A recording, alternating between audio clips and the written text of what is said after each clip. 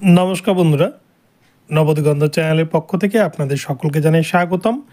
তো বন্ধুরা এবারে রাজ্যের সমস্ত চুক্তিভিত্তিক কর্মচারী যারা রয়েছেন, চুক্তিভিত্তিক শিক্ষক যারা রয়েছেন, সকলেই কিন্তু এবার গর্জে উঠলেন মাননীয় মুখ্যমন্ত্রীর বেতনের বিরুদ্ধে।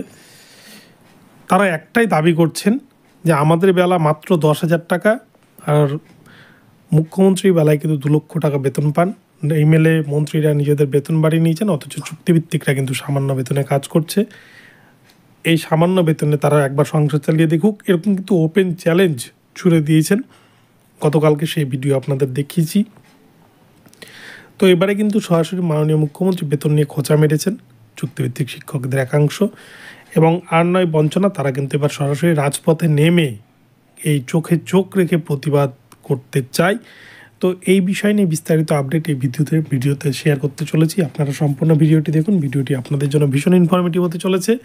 তবে তার আগে বলি, যারা প্রথমবার চ্যানেলটি দেখছেন আপনারা অবশ্যই চ্যানেলটিকে সাবস্ক্রাইব করে দেবেন। তো চলুন আমরা মূল পর্বে ফিরে যাই এবং বিস্তারিত আপডেট দেখে নিই।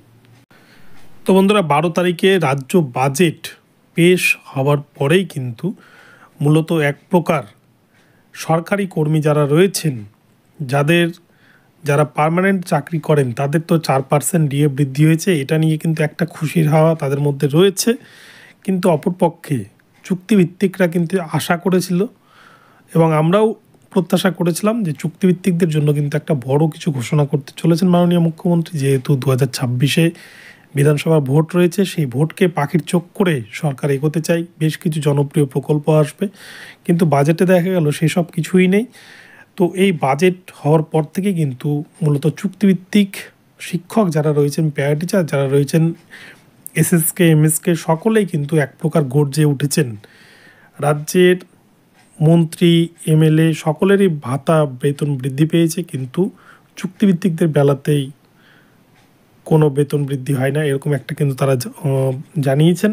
অপরপক্ষে মুখ্যমন্ত্রী 2 লক্ষ টাকা মাসে বেতন পান, আর চুক্তিভিত্তিকরা মাত্র 10,000 টাকা সংসার চালাচ্ছে। এটা নিয়েও কিন্তু কটাক্ষ করেছেন মাননীয় মুখ্যমন্ত্রীকে। তো এইরকম জায়গায় এসে দাঁড়িয়ে এবারে চুক্তিভিত্তিকরা কিন্তু সোজা কলকাতা রাজপথে নেমে তারা কিন্তু এবার মুখ্যমন্ত্রীর বিরুদ্ধে তারা কিন্তু আন্দোলন করে তুলতে চাইছেন। অপরপক্ষে সরকারপন্থী সংগঠন, আপনারা জানেন পার্শ্ব শিক্ষকদের মধ্যে কিন্তু একটা সরকারপন্থী সংগঠন কাজ করছিল, যেখানে জয়েন্ট ফোরাম তৈরি হওয়ার আগে থেকে কিন্তু তারা কাজ করছে, এবং রমিউল ইসলামের মাধ্যমে সরকারপন্থী সংগঠন কিন্তু সরকারের বিভিন্ন নেতৃত্বে অংশগ্রহণ করেছে, বিভিন্ন কর্মসূচিতে অংশগ্রহণ করেছে। কিন্তু তারপরেও যখন তাদের বেতন বৃদ্ধি হলো না, তখন কিন্তু সরকারপন্থী সংগঠনও প্রতিবাদে অংশ নিতে চলেছেন। তো এরকমই কিন্তু আপডেট উঠে আসছে।